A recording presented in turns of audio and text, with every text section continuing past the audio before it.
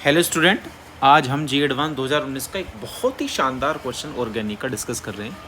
और इस क्वेश्चन में ये पूछा है कि बताइए, करेक्ट ऑर्डर पूछा है हमसे एसिडिक स्ट्रेंथ का कार्बोक्सिलिक एसिड का। ठीक है, ये पूछा है कि भाई कार्बोक्सिलिक एसिड की एसिडिक स्ट्रेंथ का ऑर्डर बता दीजिए।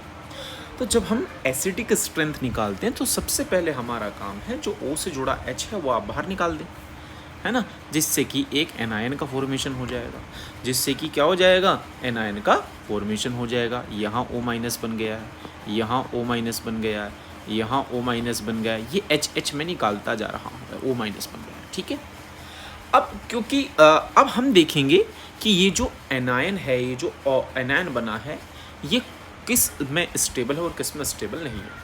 देखो, कार्बोक्सिलिक एसिड से ये जो पहला जुड़ा कार्बन है इस वाले केस में ये sp कार्बन है, और यहाँ जो जुड़ा कार्बन है पहला कार्बन ये sp2 कार्बन है।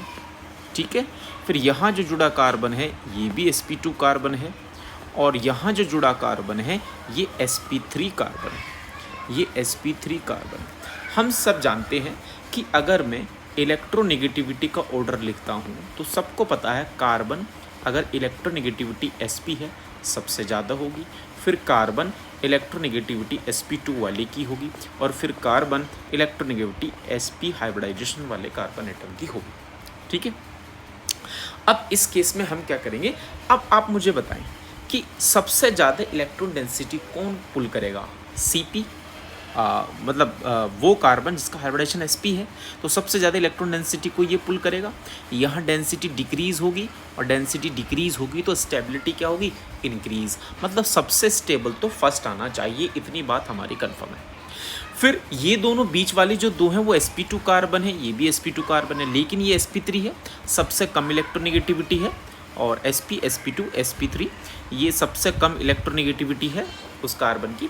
तो जिसकी सबसे कम इलेक्ट्रोनेगेटिविटी है ये सबसे कम पुल करेगा, सबसे कम पुल करेगा तो यहाँ डेंसिटी सबसे ज़्यादा रहेगी, यहाँ डेंसिटी सबसे ज़्यादा रहेगी तो स्टेबिलिटी सबसे कम रहेगी, और स्टेबिलिटी सबसे कम रहेगी तो एसिडिक स्ट्रेंथ सबसे कम रहेगी। तो इतनी बात तो मेरी कंफर्म हो गई कि जो फर्स्ट वाला है ये सबसे अच्छा एसिड है, और जो फोर्थ वाला है ये सबसे बेकार एसिड है।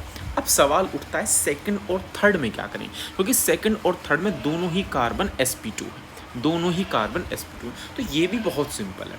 अगर मैं सेकंड थर्ड की बात करूं तो सेकंड के केस में इस sp2 को पीछे से कोई सपोर्ट इलेक्ट्रॉन डेंसिटी डोनेटर कोई ग्रुप नहीं लगा हुआ है, लेकिन अगर मैं इस कार्बन की बात करूं तो देखो OMe लगा हुआ है जिसका प्लस m होता है, ये प्लस m से यहाँ डेंसिटी इसको और डोनेट करना स्टार्ट कर देगा, मतलब यहाँ पर डेंसिटी बढ़ना शुरू हो जाएगी विद रेस्पेक्ट टू सेकंड के।